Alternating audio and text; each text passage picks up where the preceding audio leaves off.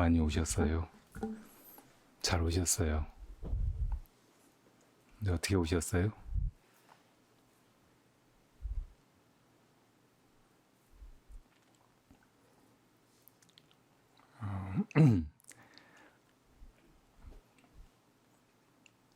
코로나가 끝나가고 하니까 갈 데도 없고 하셔서 빨리 도량에 오셨나 봐요.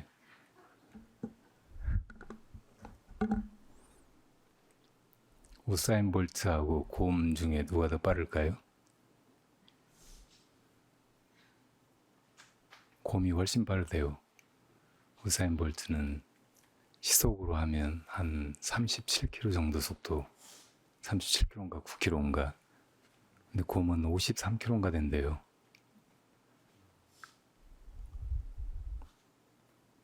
어떤 일본 사람이 북극에 갔다가 북극 곰이 쫓아오는 거예요. 뭐 곰이야 어슬렁어슬렁 오니까 도망가면 되겠지 하고 도망가려고 하니 금방 곰이 왔더래요. 너무 당황스럽고 해서 그냥 인사를 했대요. 곰방와.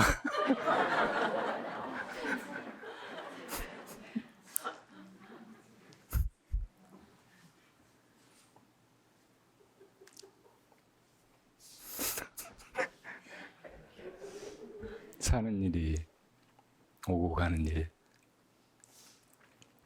이리 갔다 저리 갔다 그렇게 움직이다가 더 이상 못 움직이면 들어 누웠다가 꼼짝 못하고 이제 오도 가도 못하고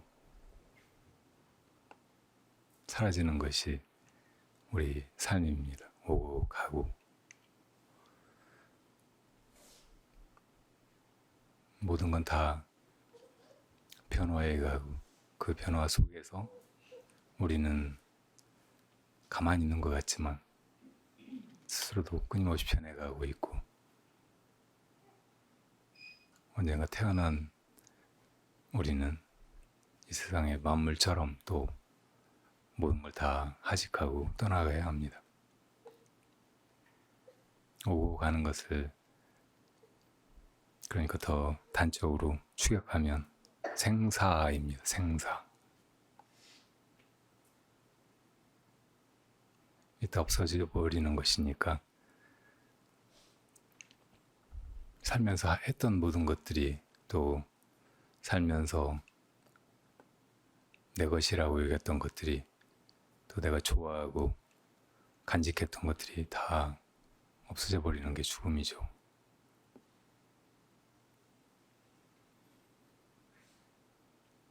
결국 다 죽고 다 없어지고 다 잃어버리고 할 텐데 왜 이렇게 바쁘게 살고 있어요?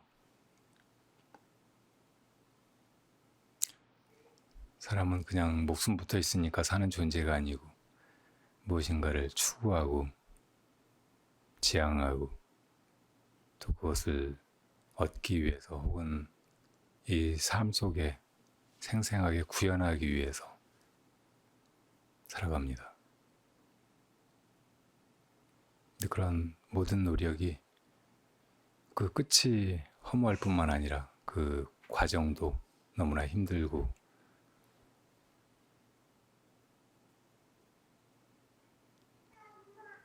정말 많은 노력이 들어야 되는 힘든 과정이고 또 어떤 때는 목숨이 왔다 갔다 하는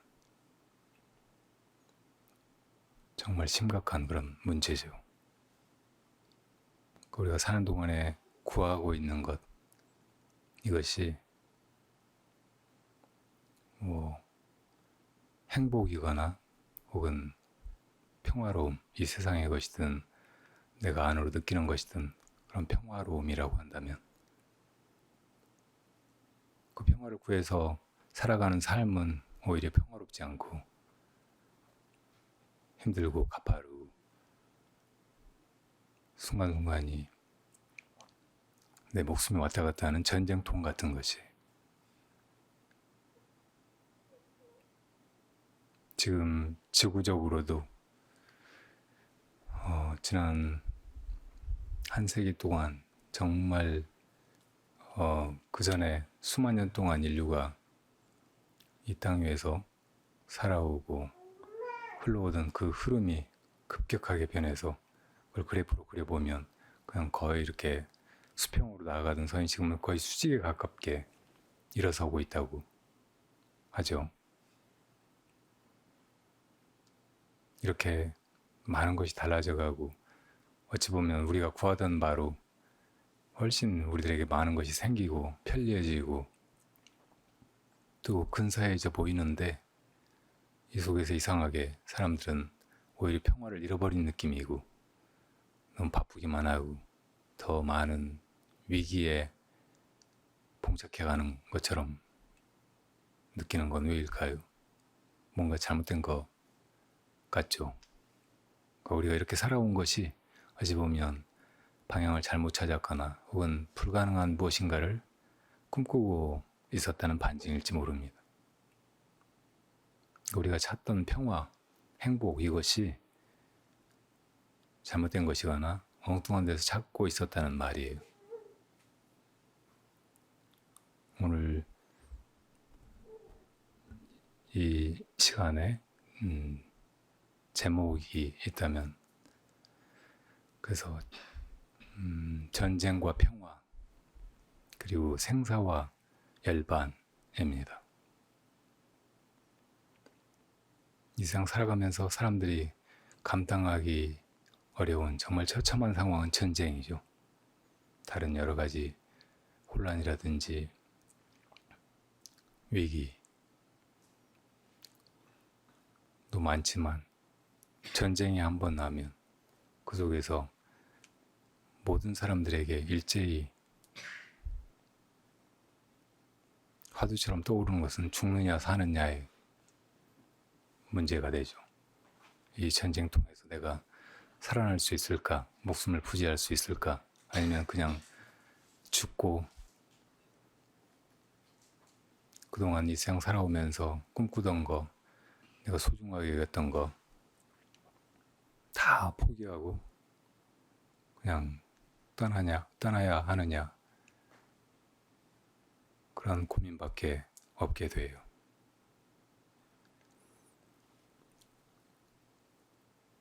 아주 오랫동안 우리 세대들에게 6월 하면 떠오르는 게 6.25 전쟁, 한국 전쟁이었습니다. 제가 최근에 옛날에 전쟁통에 북쪽에서 문화공작 그러니까 전방으로 가서 싸우는 군인들 사기를 진작시키라는 명령을 받고 내려와서 인천 상륙작전으로 북한으로 철수하지 못하고 지리산에 들어가서 남부군에서 빨치산 활동을 했던 최순희 불자님의 생애를 정리하면서 한국전쟁을 다시 유심히 돌아보니까 정말 비참한 상황이었어요. 이 자리에 계신 많은 분들은 70여 년 전에 일어났던 그 사건이 그냥 들은 얘기, 어디 책이나 뭐 자료, 화면 같은 데서나 보는 나하고는 별 관계가 없어 보이는 그런 사건일지 모르지만 지금 73살 넘으신 분들에게는 그게 실제로 온몸으로 거쳐와야 했던 거기에서 500만 명이 죽고 그보다 훨씬 많은 사람들이 다치고 또 많은 걸 잃어버리고 한반도가 거의 완전히 초토화되고 하는 그런 일을 겪어야 했던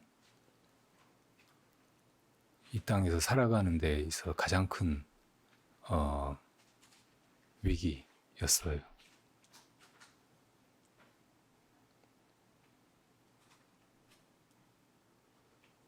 정말 불행한 사건이 아마 지난 세기에 이 땅에서 일어난 가장 불행한 일이었을 것입니다. 그런데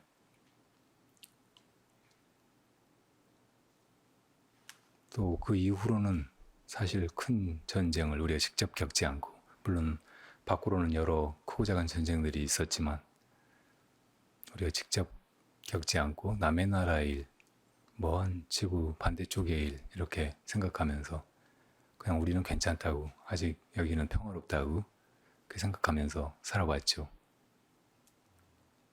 그렇지만 그 전쟁이 사실은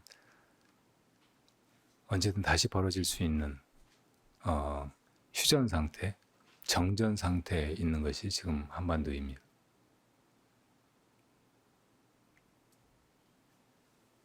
아직 끝나지 않았어요. 종전 선언이 이루어진 적 없어요.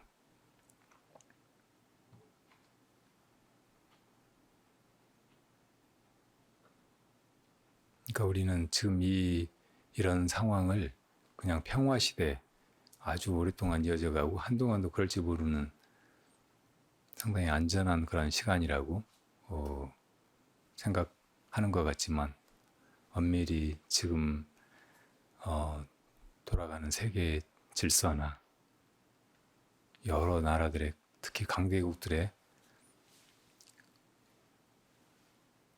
국제 질서를 보면 언제 다시 터질지 모르는 화약고 같은 것이 우리 한반도라는 말이죠. 그 우리가 전쟁의 위험성이라든지 혹은 평화에 대한 갈망, 이것을 조금 더 다시 돌아볼 필요가 있다는 생각이 들어요. 전쟁은 왜 일어날까요?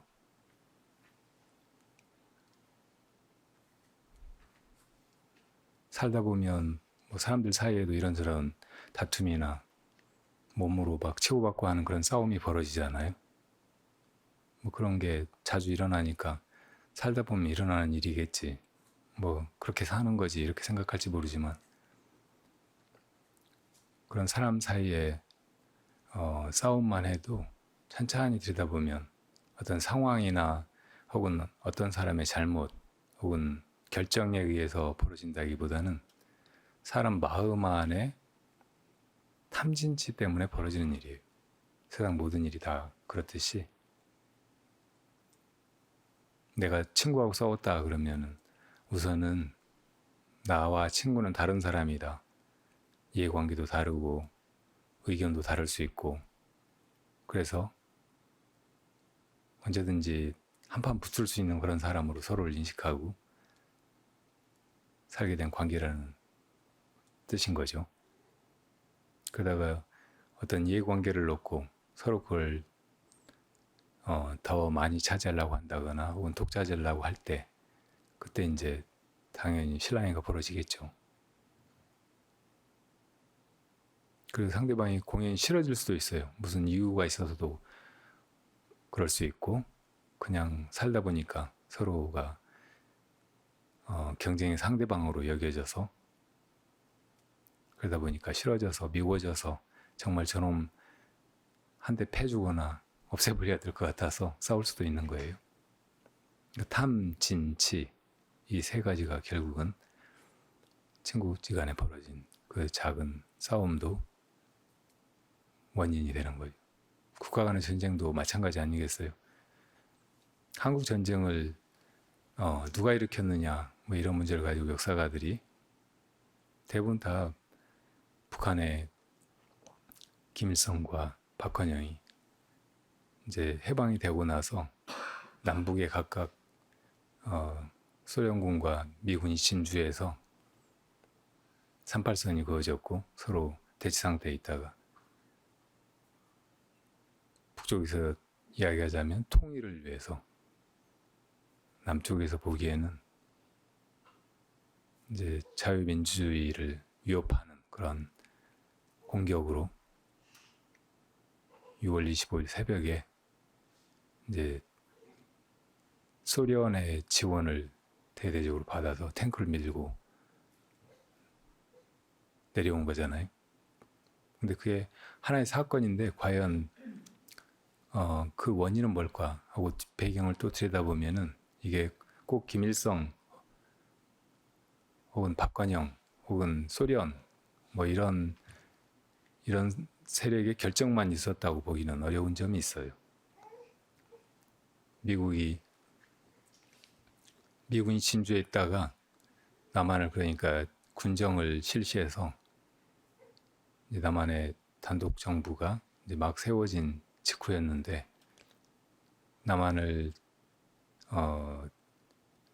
그때 이제 미국의 어떤 그 전선, 그러니까 그때까지만 해도 이제 2차 대전이 막 끝난 상태였고 여러 나라들이 이제 독립하는 그런 상황이었고, 그러니까 미국의 어떤 그 전선 이것을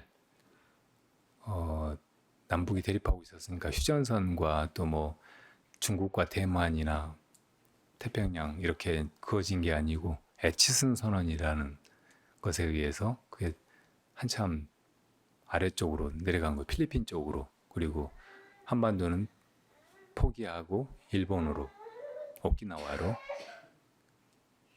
그렇게 간다고 선언을 했거든요. 그리고 미군을 다 철수했어요. 그래서 이제 어떤 사람들은 미국에서 혹은 미국 쪽에서 이 전쟁을 유도했다, 뭐 그런 주장을 하기도 해요. 전쟁이 일어나게 그렇게 일부러 그런 상황을 만들었다는 거예요. 그리고 이 전쟁이 3년을 끄는 동안 엎치락뒤치락 했잖아요. 처음에 이제 한 석 달 사이에 서울을 지나서 저 낙동강까지 전선이 내려가 버렸죠. 근데 또 인천 상륙 작전을 통해서 연합국에 16개 나라 군대가 들어와 가지고 허리를 끊고 또 이제 북쪽으로 밀고 올라갔어요. 그래서 저 신의죽 압록강까지 올라갔는데 또 중공이 개입했어요. 그 해에 1950년도에. 그래서 145태라는 걸 또 하죠. 그러다 거기서 이제 또 휴전을 하느니 마느니 하면서 협상을 한다고 하면서 오래 끌었어요.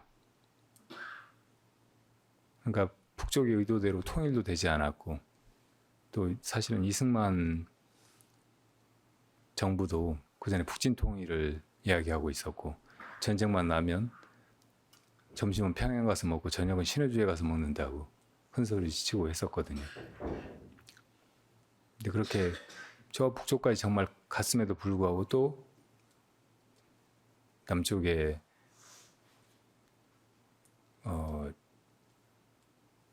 유리한 그런 통일이 된 것도 아니고 다시 원래 상태로 회복해서 다시 휴전이 돼버렸단 말이에요. 그리고 언제든지 여기서 다시 전쟁이 터질 수 있는 상황.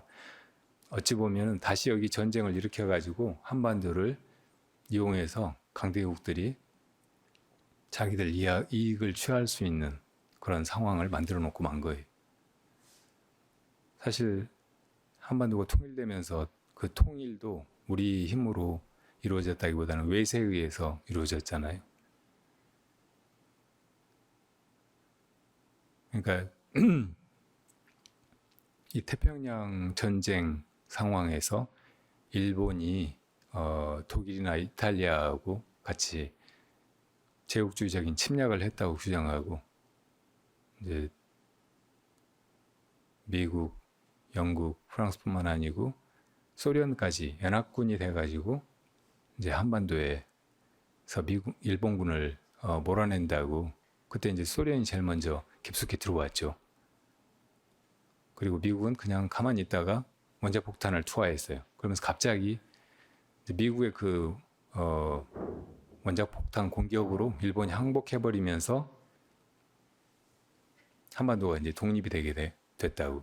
그러니까 동시에 분단이 돼버린 거죠. 북쪽으로 이미 진주했던 소련군을 이 미국이 그냥 방관하고 있을 수가 없으니까, 한반도를 다 내어줄 수는 없으니까 미군이 남한에 들어온 거고, 그러면서 이제 패전국이면서 이 전쟁 책임을 물어야 했던 일본은 미국이 그냥 당연히 놔둬버리고 그냥 평화헌법이라는 걸 만들어가지고 더 이상 주변을 침략하지 못하게만 해놓고 한반도를 분할시켜버린 거죠, 결과적으로.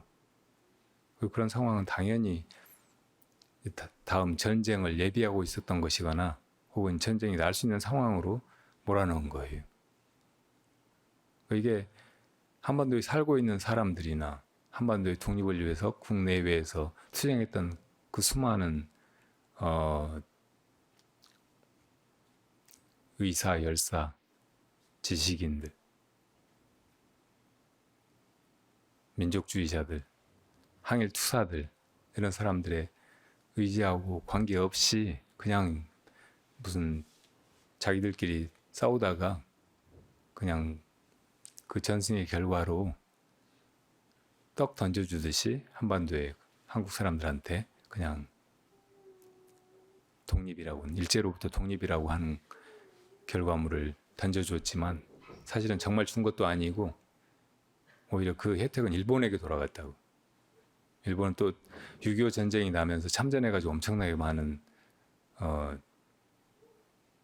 수혜를 하면서 19세기 말에 20세기 말까지 구가되던 그 세계에서 두 번째 가는 경제 대국이라고 하는 결과를 얻었잖아요. 그러니까 우리 이 땅에 살았던 한국 사람들로서는 너무나 억울하고, 우리가 여기 땅의 주인이 아니고 그냥 들러리 밖에 아닌 그런 취급을 당했던 거죠. 그리고 그 여파가 지금까지 계속되고 있잖아요. 북한은 그 전에 소련과 마찬가지로 이제 소련 스탈린 정권 때 막스 레니니즘 그대로라기보다는 그냥 사람들 사유재산을 폐지한 대신 사람들을 단체로 동원하듯이 그렇게 같이 일하고 같이 분배하고 하는 그런 체제가 굉장히 한동안은 효율적일 수 있어요. 그래서 굉장히 많은 성장을 이루고 미국에 대적하는 세계 패권 국가가 됐었잖아요. 근데 조금 지나니까 그 비민주적인 사람들의 어떤 자발성에 의거하지 않은 그 체제의 모순이나 한계 때문에 금방 경제가 무너지기 시작하고, 그러니까 1991년도인가 소비에트가 무너져 버렸잖아요. 북한도 초기에는 김일성의 그 항일 전적이나 또 굉장한 카리스마, 리더십에 북한 북조선 인민들이 크게 동조하고 합심해가지고 1970년대까지는 남한보다 훨씬 국민소득이 높았다고 해요. 근데 그 뒤에 이제 아들한테 손자한테 권력이 이양되면서 그런 독재 체제의 한계 때문에 지금은 세계에서 제일 비민주적이고 문제가 많은, 못 사는 그런 나라가 돼버렸죠. 근데 어쨌든 북한은 체제가 그렇게 들어섰으니까 그 체제를 유지하기 위해서 남한의 경제 성장이나 미국의 그 막강한 군사력에 맞서기 위해서 유일한 답은 핵에 있다 이렇게 생각하고 핵을 있는 힘을 다해서 개발해 왔잖아요. 지금 최근까지 거의 이제 핵을 완성해서 미사일을 쏘고 이제 핵폭탄을 탑재해가지고 실제로 날릴 수 있는 지경까지 왔다고. 한반도는 정말 더 이제 위험하고, 여기서 전쟁이 나기라도 하면 이제 그건 그냥 핵전쟁으로 비화하고 이긴 쪽이 하나도 없이 양쪽 다 괴멸하는 그런 상황으로밖에 치달을 수 없는 상태 속에 있고, 지금 우리가 그런 시간을 살고 있다는 말이에요. 근데 이것도 과연 무엇이 이 전쟁을 일으켰는가 찬찬히 들여다보면 결국은 사람의 마음인 거예요. 뭐 김일성의 마음이든 아니면 미국 정치 지도자들의 마음이든 거기 개입한 소련이나 중국 지배층 사람들의 마음이든 결국은 마음인 거예요. 마음.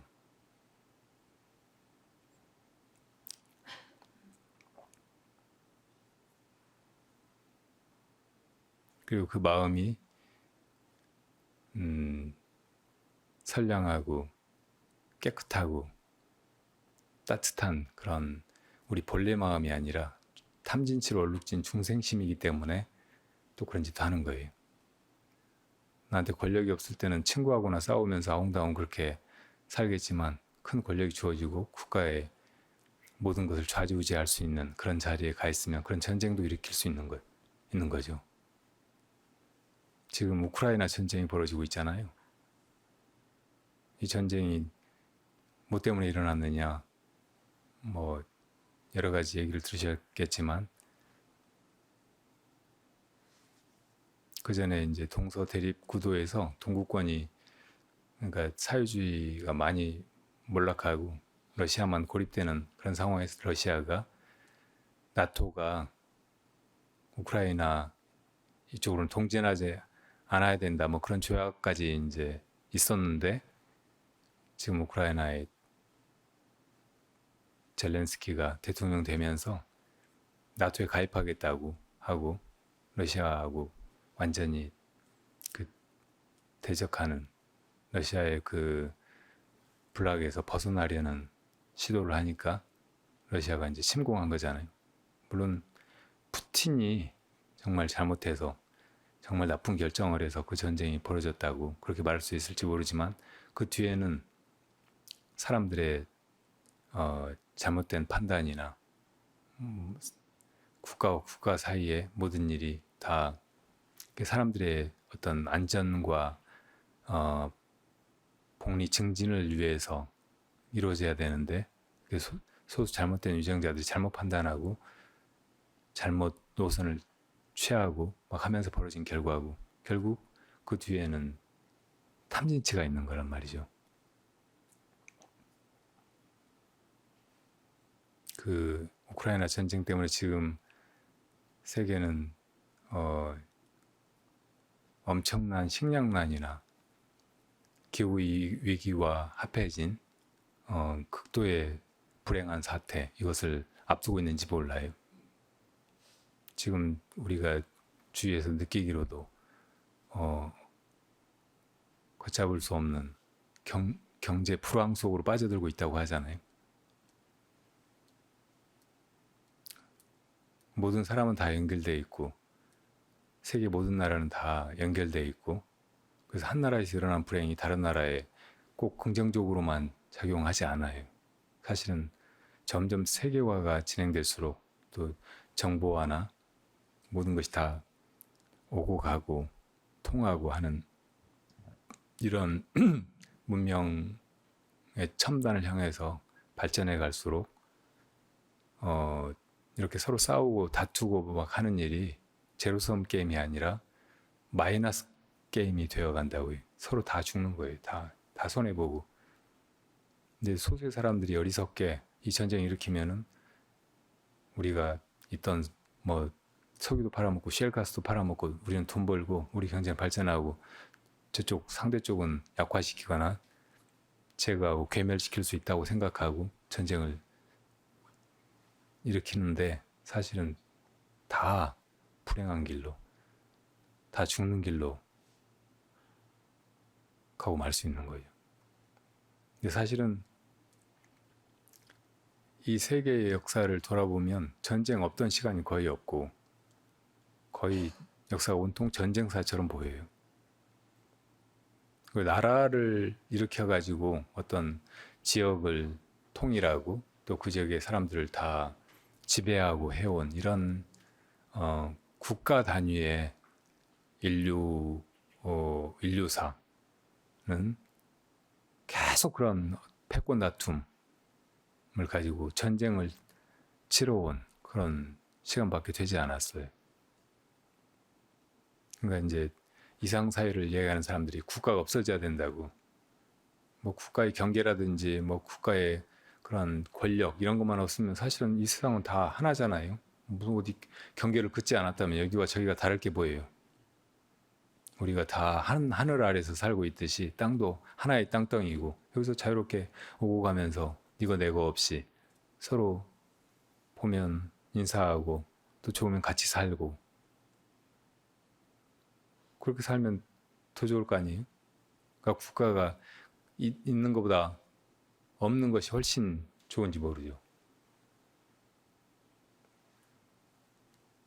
부처님께서 이 세계를 다 통일해서 그것도 폭력으로가 아니고 한 인간의 덕으로 다 감화시켜서 하나로 만들어서 그 세계 사람들 다 평화롭게 행복하게 살게 만드는 그런 이상사회를 만들 수 있는 전륜성왕으로 태어나셨잖아요. 근데 왜 그런 인연을 저버리고 여기저기 다니면서 얻어먹고 사는 탁발 수행자가 되었고 그래서 깨달음을 이루고 부처님이 되셨을까요? 세상에 그렇게 한동안 모든 사람들이 네 것 내 것도 없고 내 나라 네 나라도 없고 서로 싸울 일도 없고 전쟁도 없고 그런 세상을 만든다고 해도 사람들에게는 사실은 완전한 행복이 그냥 주어지는 게 아니에요. 우리가 전쟁을 겪어보고 너무 끔찍한 불행을 당하면 이것만 없으면 내가 행복하겠다 이렇게 생각할지 모르지만 그거 없어져도 역시 또 다른 불행이 닥치고 근본적으로 이런 불행을 떠날 수가 없거든요. 그 부처님이 열반을 찾으신 거고 그 열반을 얻으시고 나서는 삼계는 이렇게 하나 저렇게 하나 다 본래 혼란스럽고 무상하고 정말 우리를 영원히 행복하게 해주지 못한다는 것을 가르치신 거예요. 삼계 무한이라는 말 들어보셨죠? 욕계, 색계, 무색계 이 우리가 살아가는 인간 세계뿐만 아니고 저 축생계나 아귀의 세계나 지옥 세계는 말할 것도 없고 우리보다 훨씬 더 많은 복락을 누리고 오랫동안 살아간다고 여겨지는 저 아수라나 천상의 세계 역시 다 영원한 난락이 없다는 거예요. 거기에는 열반이 없다는 거예요. 그 세계 속에 열반이 있는 게 아니고 이 세계는 무대와 같은 것이에요. 그 무대에 무슨 행복이나 뭐 이런 게 있는 게 아니고 그 무대 안에서 살아가는 그 주인공들에게 행복이 있고 그 행복이 구현될 수 있는 거예요. 그러니까 부처님이 열반을 가르치셨을 때 그 열반이 언제 어디로 가서 그걸 거머쥘 수 있는 것이 아니고 우리 내면으로 돌아가는 길을 가르치신 거고 우리 참 존재가 그 열반의 상태에 있다는 것을 깨달아서 그걸 가르쳐 보이신 것이라고요. 그거 말고는 다 생사 속에 있어요. 천상의 신들도 생사 속에 있고 우리 인간이나 지상의 모든 생명들이 다 그 생사 속에 있고 다 서로 또 싸워요. 걸핏하면 미워하고 서로 죽고 죽이고 지금 코로나 때문에 그렇지만 코로나는 바이러스잖아요. 우리 눈에도 안 보이는 현미경으로 봐도 보기가 힘든 그런 작은 바이러스란 말이에요. 근데 그놈들도 저 살라고 남을 죽이고 살잖아요. 이기적인 유전자를 다 가지고 있어가지고 세상의 모든 생명들은 다 유전자가 움직이고 그 유전자의 근본적인 속성이 이기적이에요. 저만 살라고 한다고. 그러니까 다윈이 생존 경쟁이 벌어지는 이유가 이 지구상의 모든 생명들끼리는 적자 생존의 원칙이 있기 때문이다. 잘 적응한 놈이 이제 뭐 유전 인자가 원래 있다가 이제 여러 가지 형태의 어떤 종을 이 세상에 이제 살게 하는데 자기들끼리도 경쟁하고 또 다른 종하고도 경쟁하고 그래서 그 중에서 이제 잘 적응한 놈이 살아남는다고 그 개체가 살아남는다고 이렇게 이야기했잖아요. 그게 진화론의 핵심 같은데 나중에 이제 진화 생물학은 발전해 오면서 그렇게 진화하는 단위가 개체가 아니고 유전자라는 것을 밝혔어요.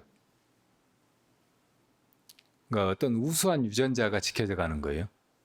어떤 유전자가 그리고 한 개체 발현이 되고 안 되고 뭐 이거는 별로 문제가 아닐 수도 있어요. 발현이 안 되고 그 사람한테 있을 수 있는데 이게 지켜져서 다음 세대로 넘어갈 수 있는 건데 그래도 우수한 유전자는 나중에 달라진 상황에서 잘 적응하고 그러면 살아남는다는 거예요. 바이러스도 이 지구상에 지금 75억인가 되는 사람들 몸무게를 다 합한 것보다 더 많은 무게의 양이 있대요. 바이러스 양이 훨씬 많대요. 그렇게 많은 바이러스가 있는데 이놈들이 다 이기적이에요. 얼마나 우리를 죽이려고 길을 쓰고 막 우리를 잡아먹고 자기들이 살라고 하고 있겠어요. 그나마 여기서 우리가 이렇게 살아서 몇만 년 역사를 이어오고 우리가 또 개체적으로 이렇게 몇십 년 그래도 그놈들한테 안 당하고 이렇게 살아갈 수 있다는 것만 해도 정말 다행이죠. 저 경전 이름이 갑자기 생각이 안 나는데 무슨 경전에 보면 인생에 심난이 있다고 나오거든요. 10가지 어려움이 있다고. 사람으로 태어나기가 어렵고 또 뭐 불법을 만나기 어렵고 닦아서 수행해서 이루기는 더 어렵고 이제 이게 골자인데 그 전에 보면은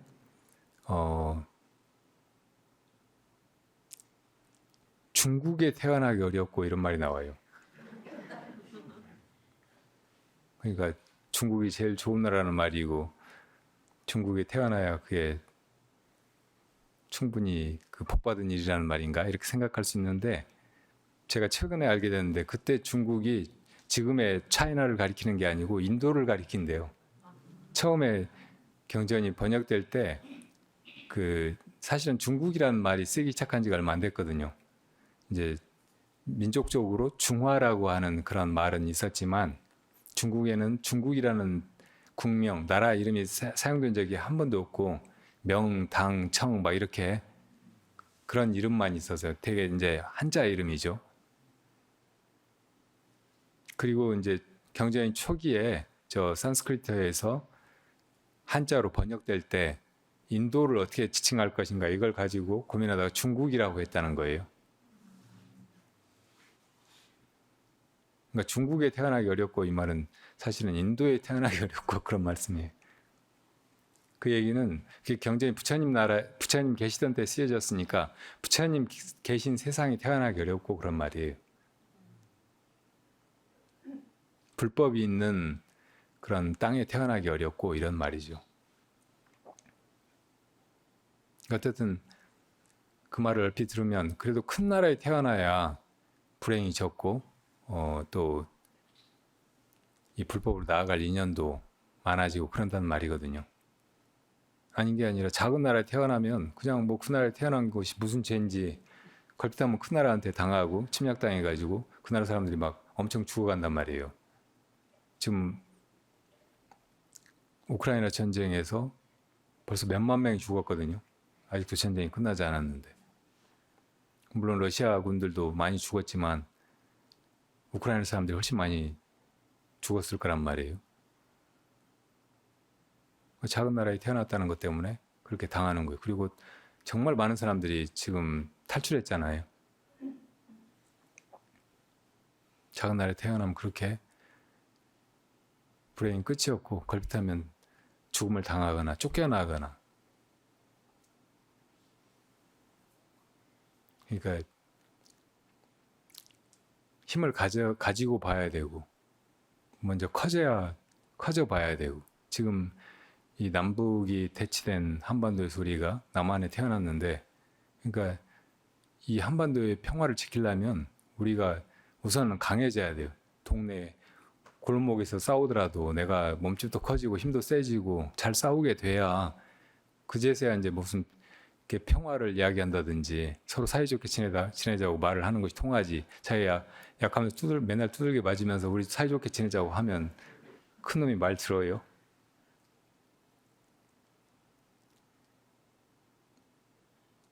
근데 이건 인지상정으로 저쪽에 대입하고 보면 북한도 강해져야 하고 그래야 살아갈 수 있고 미국이나 남한의 이 군사적인 경제적인 그런 위협 속에서 목을 막 죄어오니까 거기 살려면은 핵이라도 개발할 수밖에 없는 거잖아요. 근데 사실은 정말 이제 잘 살자면 한국이 커져야 돼요. 우리가 서로 나눠줘가지고 이렇게 싸우는 것보다는 합해지는 것이 훨씬 나은 거죠. 남북한 군사력을 합하면 지금 세계 뭐 한 3위쯤 되는 군사 강국일지도 몰라요. 우크라이나는 그전에 소련에 속해 있다가 독립했잖아요. 그전에 소련의 핵기지가 그쪽에 있었어요. 핵을 포기하면서 지금 이제 소련을 갈라져 나와가지고 그러자마자 지금 전쟁이 터지는 크림반도 점령하는 것부터 핵이 없으니까 이렇게 당하고 있는 거예요.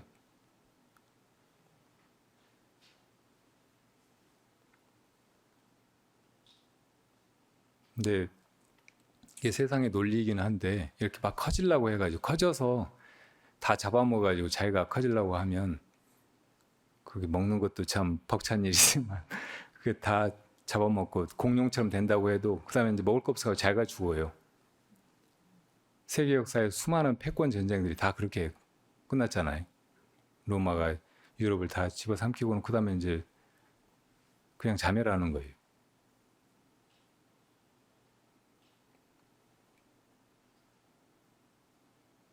그보다는 우선 우리 마음에서 상대방과 적대하고 나뉘어진 존재로 생각하고 하는 게 아니고 마음을 열어서 상대방도 받아들이고 나를 내려놓고 내 이기심을 버리고 하나가 되어야 한다고. 남북 통일도 사실은 그렇게 우리 마음 안에서 먼저 돼야 하고 세계가 하나가 돼야 하고 이 대상 세계와 우리 마음이 둘이 아니게 돼야 된다는 말이에요. 이것이 바로 열반의 세계로 들어가는 길이에요.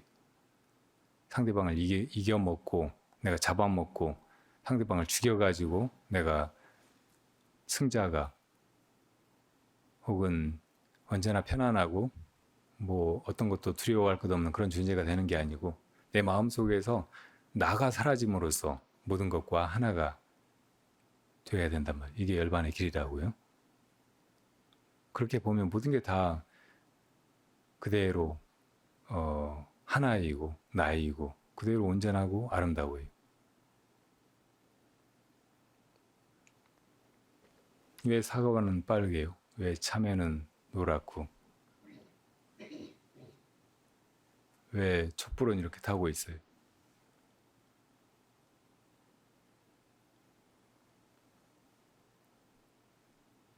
내가 너무 당연한 것을 물어서 대답을 안 하시는 거예요? 그렇게 질문할 수 있잖아요.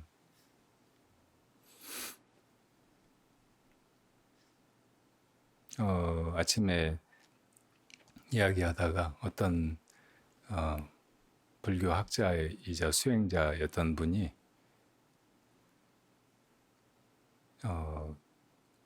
반야심경을 보다가 무안이비설신이 눈, 귀, 코, 혀, 몸, 뜻, 마음 이게 없다는 말을 듣고 이문이 이렇대요. 눈 이게 없다고? 눈이 없다 이게 무슨 말이에요?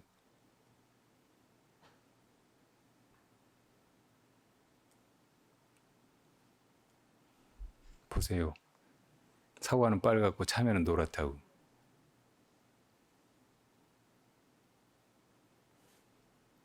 왜 이게 왜 눈이 없느냐라는 질문에 대한 답이죠.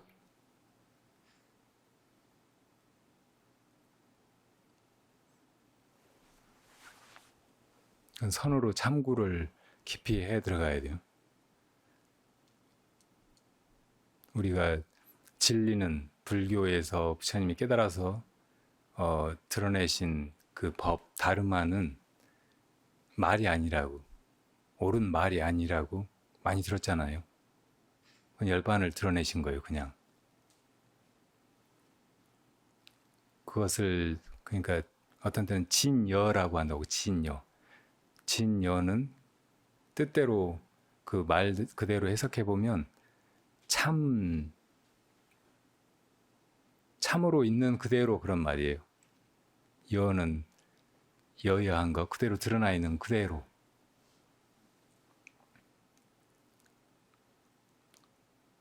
그러니까 이 사과가 빨갛고 참외가 노란 이대로, 촛불이 여기 타고 있는 이대로, 이것이 진여예요. 여여한 거.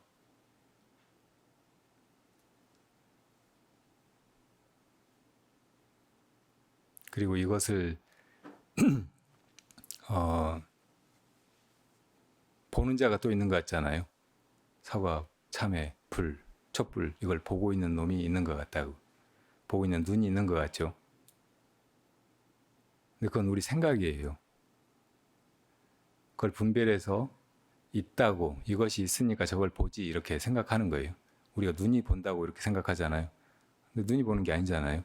정말 뭐가 보지 하고 깊이 들어가 보면 그것은 여기 눈에 있는 것도 아니고 눈 밖에 있는 것도 아니고 있다고 말하기가 어려워요. 그리고 그것이 언제 드러나는가? 이거 볼 때만 드러난다고. 그렇게 드러나는 걸 진여라고 한다는 말이에요.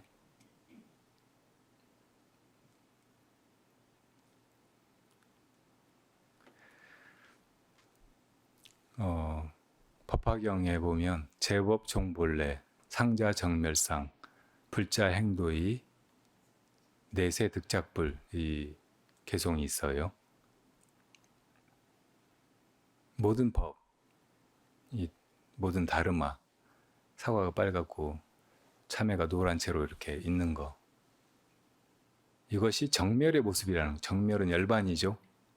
우리가 열반을 이렇게 찾아 헤매는데 이 세상에 그런 열반, 평화 이런 게 있는 게 아니고 우리 안에서 찾아야 된다고 해서 우리 안을 찾는다고. 그게 보통 이제 보는 자, 듣는 자, 생각하는 자, 행동하는 자라고 하잖아요. 그 주인이라고, 그 주인공.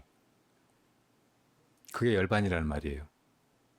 근데 이렇게 있는 거, 사과나 참여로 이렇게 드러나 있는 거, 이것이 열반의 모습이라는 거예요. 이게 마음의 모습이라는 거예요. 마음이 이렇게 드러나 있는 거야. 그러니까 우리가 한 마음이 어디 가슴 속에 있거나 머릿 속에 있거나 어디 이 몸뚱이하고 일체에 있거나 어딘가 있다고 생각하는데 그게 그렇게 있는 게 아니에요. 이렇게 그걸 찾는다면 이렇게 드러나 있을 때 이렇게 드러나는 것뿐이야.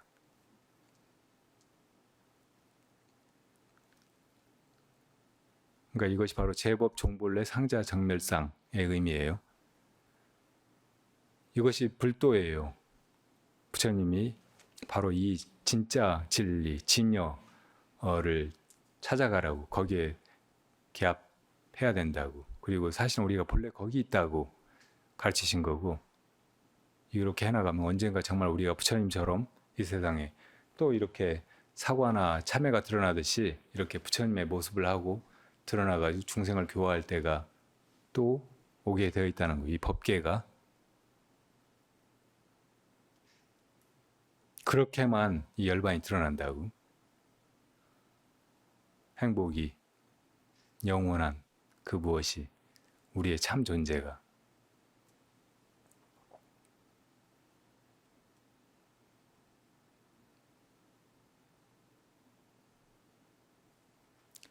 제가 저번에 우리 안에 참 존재를 이라고 많이 말씀드렸잖아요. 이는 또 이다, 뭐뭐시다, 이다 그 어근이기도 하단 말이에요. 우리말로 하면 이것이 인데 이제 한자로 옮기자면 본래 그러한 것. 저 노자가 자연이라고 한 것. 자연이라는 말은 본래 그러하다 그 말이잖아요. 근데 조금 다르게 말하면 본래 이러하다 그 말이. 본래 이러하다고. 이것이 진여이고 이것이 열반이고 이것이 내 참 존재인 거예요. 언제나 이런 안목을 가지고 존재하는 거, 또 살아가는 거, 행동하는 거, 이 진리의 빛을 들이우는 것, 이것이 불제자들의 길이고 부처님이 우리에게 열어 보여주신 길입니다. 이것이 불도죠.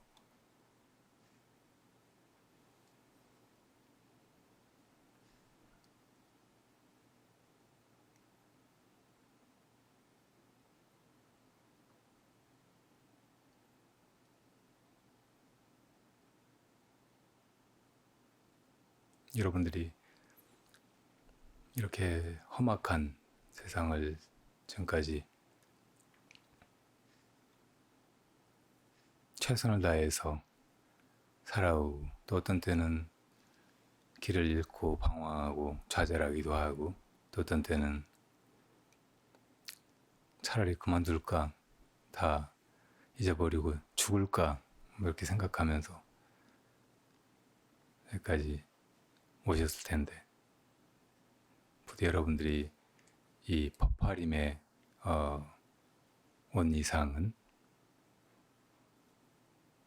부처님이 정말 우리에게 가르쳐 보신 그것을 바로 보려고 하고, 그것이 딴 데 있는 것이 아니고 바로 우리 안에 우리 참 존재에 있다는 것을 여실하게 하시고, 그게 또 이 세계와 우리가 이 시공간 안에 던져져 가지고 이렇게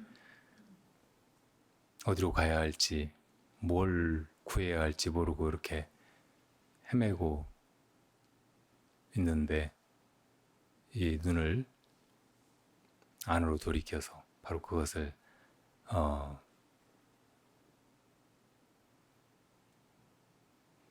깨닫게 하신 이 불법을 만났다는 것을 소홀하게 생각하지 말고, 정말 이 세상에서 가장 소중하고 값지고 위대한 일, 나에게 벌어진 일이라고 이렇게 여기실 수 있게 되기를, 그런 눈으로 보실 수 있게 되기를 진심으로 바랍니다. 얼마 전에 그 코로나 전에 마지막 인도 네팔로 성지순례를 할 때 같이 하셨던 효안 보살님이라는 분이 계셨어요. 예, 미국에서 그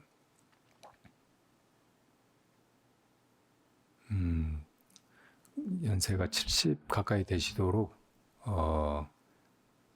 플라이트 어텐던트라고 하는 게 맞다고 하대요. 우리가 스튜어디스라고 부르는 그런 일을 하면서 살아오셨던 분인데, 우리 버파림 동영상을 보고 성지순례 동참할 수 있냐고 하셔서 거기 오셨어요. 아주 뜻깊은 여행을 하고, 그때 또 네팔의 버파정사에서 이렇게 선수행도 같이 하고, 저하고 독참도 여러 번 하고 막 그러면서 너무 좋아하시고, 그때는 이제 그래도 뭐 정년이 없고 미국에서는 더 오래까지 할 수 있으니까 가서 일을 하겠다고 가셨는데, 얼마 지나지 않아서 갑자기 위암 선고를 받으셨어요. 아주 심각한 정도로 치료가 어렵다고. 조금 아직 임상 실험이 끝나지 않은 그런 치료법으로 치료를 해본다고 하셨는데, 5월 초에 결국은 돌아가셨어요. 근데 그 사이에 저하고 여러 번 이제 메일을 주고받고 했는데, 제가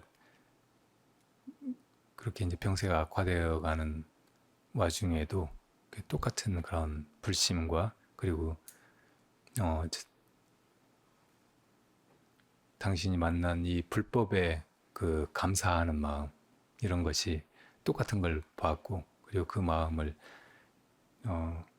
항상 잘 챙겨서 그 화두 이걸 잘 지켜가고 그러면 된다고 뭐 간단하게 이제 답신을 해드리고, 어떤 데는 또 한동안 대답을 못 드리기도 하고 그랬는데, 마지막 그 메일에는 결국 이제 가게 될 것 같다고, 그렇지만 이렇게 떠나는 일 하나도 억울하거나 부당하게 생각되지 않는다고, 그리고 왜 이 세상에 왔는지는 모르고 떠나지만 조금 더 왔던 것이 후회스럽지 않다고 그렇게 쓰셨더라고요. 여러분들도 다 그렇게 곧 머지않아 떠나야 되잖아요. 알았던 사람들하고 작별하고. 그렇게 마지막 그 자기 느낌을 수리할 수 있을까요?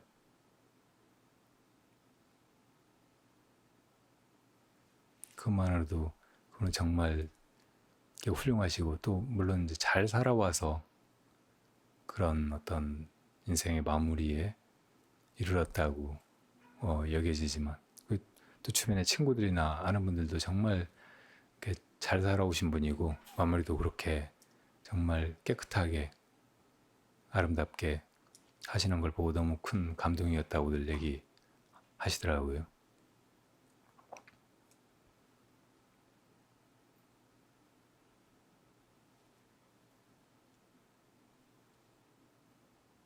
우리가 이 세상에 왜 왔는가?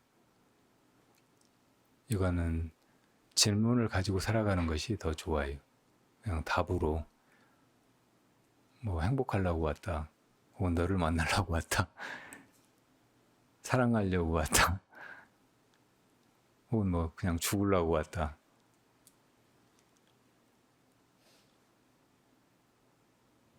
그렇게 둘러대 버리지 말고 내가 왜 왔을까? 어떻게 살려고 왔을까? 무엇을 하려고 왔을까? 내 지향이 무엇일까? 인생의 목적이 무엇일까? 존재의 이유나 궁극적인 뜻을 어디에 두어야 할까? 이런 질문으로 간직하고 사는 것이 훨씬 좋다는 말이 화두로. 그 질문이 있다면 여러분의 삶이 한순간도 헛되지 않을 것입니다. 그리고 만나는 사람마다 또 내 주변에 벌어지는 일마다 다 소중하고 큰 가르침을 주고 나를 이끌어주고 성장시키고, 또 부처님이 약속하신 대로 그 궁극의 깨달음을 향해서 나아가게 해줄 거예요.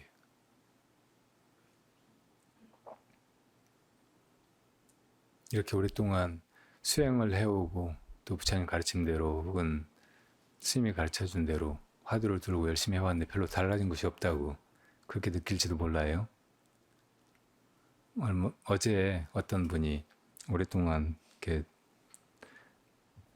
수행도 하고 또 나하고 독참도 하면서 굉장히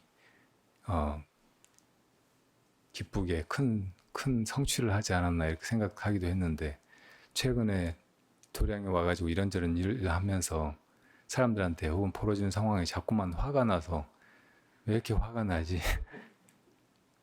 너무 막 고민이 된다고 얘기를 하더라고요. 안 그래야 되는데. 여기 또 다른 어떤 거사님은 그 전에 이제 절에 오기 전에, 지금 절에 와서 사시는 분인데 전에는 집안일로 혹은 세상일로 걸핏하면 화가 났대요. 본인이 그 욱하는 그런 성질머리 때문에 여러 가지로 힘들고 또 주변의 관계를 그르치기도 하고 뭐 그랬다고 굉장히 자조하고 있었는데, 절에 와서 살면서 이상하게 화가 안 나. 어떤 상황에서 틀림없이 옛날 같으면 화가 나야 되는데 화가 안 나더래요. 그래서 왜 이럴 때 화가 안 나지? 이런 의문이 자꾸 든다는 거예요.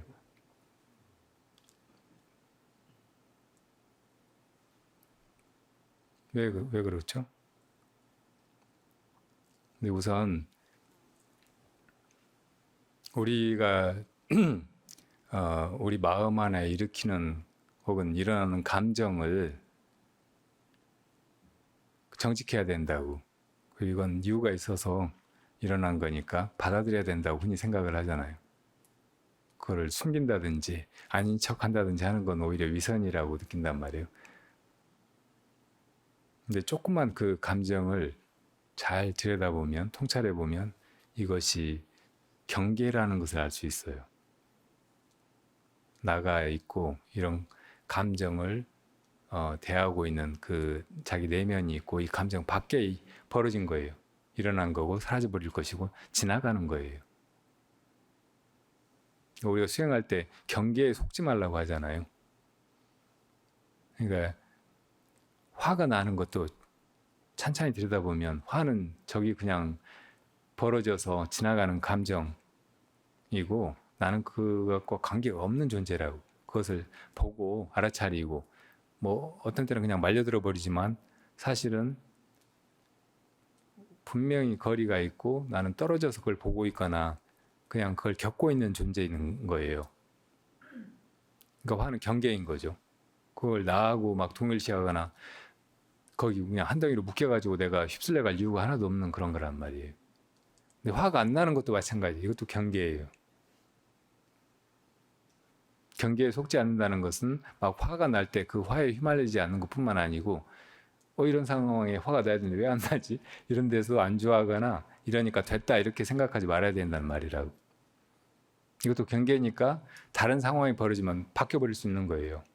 지금 뭐 화가 안 나지만 또 이제 수행을 더 깊이 해 들어가다 보면 그 수행 힘으로 이제 더 화가 안 나고 더 편안해야 될 텐데 너무나 부당하게도 너무 억울하게도 더 큰 화가 막 일어날 수 있거든요.